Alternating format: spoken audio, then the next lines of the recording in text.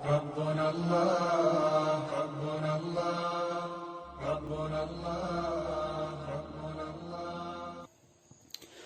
الحمد لله رب العالمين والصلاة والسلام على سید الانبیاء والمرسلین۔ ترمذی شریف میں نبی اکرم صلی اللہ علیہ وعلیٰ آلہ وسلم کا یہ ارشاد بیان کیا گیا ہے کہ جو کوئی شخص اللہ تعالیٰ سے اپنے گناہوں کی مغفرت ان الفاظ سے طلب کرے: استغفر اللہ الذی لا الہ الا ہو الحی القیوم واتوب الیہ، تو اس کے سب گناہ معاف کر دیے جاتے ہیں، اگرچہ وہ انسان میدان جنگ سے پیٹھ پھیر کر بھاگ آیا ہو۔ معلوم ہونا چاہیے کہ میدان جنگ سے پیٹھ پھیر کر بھاگنا یہ بہت بڑا گناہ ہے، کبیرہ گناہ ہے۔ اللہ تعالیٰ اس استغفار کی برکت سے اتنا بڑا گناہ بھی معاف فرما دیتے ہیں۔ استغفار الحمدللہ ہم سب کرتے ہیں اور مختلف الفاظ سے استغفار کیا جا سکتا ہے۔ استغفر اللہ، نستغفر اللہ، اور بھی بہت سارے صیغے استغفار کے آئے ہیں، لیکن اس روایت میں نبی اکرم صلی اللہ علیہ وسلم نے استغفار کا جو صیغہ اور استغفار کے جو جملہ ہمیں سکھایا ہے وہ بہت توجہ کے قابل ہے۔ اس کو سمجھنے سے پہلے سب سے پہلے تو ہم یہ سمجھ لیں کہ استغفار کیا ہے۔ تو دراصل بات یہ ہے کہ جب کسی انسان سے گناہ سرزد ہو جاتا ہے، کوئی گناہ صادر ہو جاتا ہے، تو گناہ کی مثال ایسی ہے جیسے زہر انسان کے جسم میں جاتا ہے تو اس کو مختلف طریقے سے نقصان پہنچاتا ہے۔ اسی طرح جب بھی کوئی گناہ چھوٹا یا بڑا انسان سے سرزد ہو جاتا ہے تو اس کے نقصانات انسان کو دنیا میں بھی پہنچتے ہیں اور آخرت میں بھی پہنچتے ہیں۔ جسمانی اعتبار سے بھی اس کے نقصانات ہیں اور روحانی اعتبار سے بھی اس کے نقصانات ہیں، جن نقصانات میں سب سے بڑا نقصان اللہ تعالیٰ کی ناراضگی اور اس سے دوری ہے، اور بھی بے شمار نقصانات علماء نے بیان فرمائے۔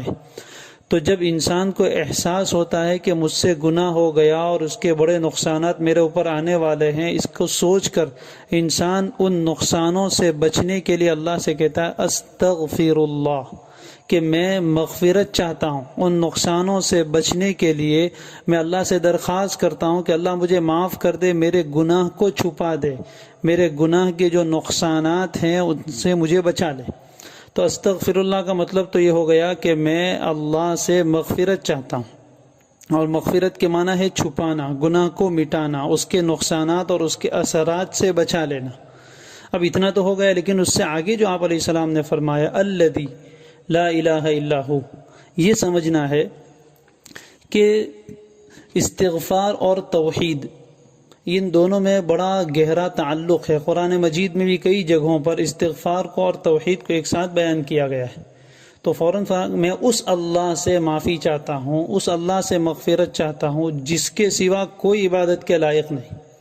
تو گناہ کا نقصان یہ تھا کہ اللہ ناراض ہوتے تھے، اللہ سے دوری ہوتی تھی، گناہ اللہ کو ناراض کرنے والا ہے، اور توحید اللہ تبارک و تعالیٰ کو خوش کرنے والی سب سے بڑی چیز ہے۔ تو بندہ جب اللہ سے معافی مانگنے آتا ہے تو اللہ کو یاد کرتا ہے اس کی سب سے بڑی صفت کے ساتھ کہ اس کے سوا کوئی معبود حقیقی نہیں ہے، وہی ایک معبود ہے، اس کے سوا کوئی عبادت کے لائق نہیں۔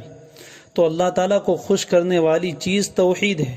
اس توحید کے بارے میں تو فرمایا گیا کہ جو آدمی اخلاص کے ساتھ لا الہ الا اللہ کہے اس کے سب گناہ معاف کر دیے جاتے ہیں، اس لیے کہ اللہ کو خوش کرنے والی چیز ہے۔ تو اس استغفار کے ساتھ سب سے پہلے تو توحید ہے، اس کے بعد اللہ تعالیٰ کے دو نام ہیں، الحی اور القیوم۔ الحی کے معنی جو خود سے زندہ ہو، جو ہمیشہ سے زندہ ہو، ہمیشہ زندہ رہنے والا ہو، جس پر کبھی فنا نہیں ہے، اور جو سب کو حیات اور زندگی دینے والا ہے۔ اس اللہ کے نام کی خصوصیت یہ ہے کہ جس کی برکت سے تمام مردہ چیزوں کو حیات اور جان ملتی ہے۔ تو گناہ کا ایک بڑا نقصان یہ ہے کہ اس سے دل پر مردنی چھا جاتی ہے، دل مردہ ہو جاتا ہے۔ تو اللہ کو اس نام سے یاد کیا کہ الحی، گناہ کرنے کی وجہ سے میرے دل میں جو مردنی چھا گئی تھی، اللہ اس کو دور کر دیجئے اور میرے دل کو دوبارہ زندہ کر دیجئے۔ دل مردہ دل نہیں ہے، اسے زندہ کر دوبارہ۔ اور القیوم کے معنی ہے سب کو تھامنے والا۔ آئندہ بھی میں اپنے آپ کو گناہ سے نہیں بچا سکوں گا، آپ اگر مجھے تھام لے اور شیطان کو مجھ پر مسلط ہونے سے روک لیں گے تو میں گناہ سے بچ پاؤں گا۔ اس لیے القیوم بھی اللہ کا نام ذکر کیا کہ آئندہ بھی مجھے آپ ہی گناہ سے بچانے والے۔ اور اس کے بعد فرمایا وَأَتُوبُ إِلَيْهِ، اور میں آپ ہی کی طرف توبہ بھی کرتا ہوں، یعنی آئندہ نہ کرنے کا پکا ارادہ کرتا ہوں۔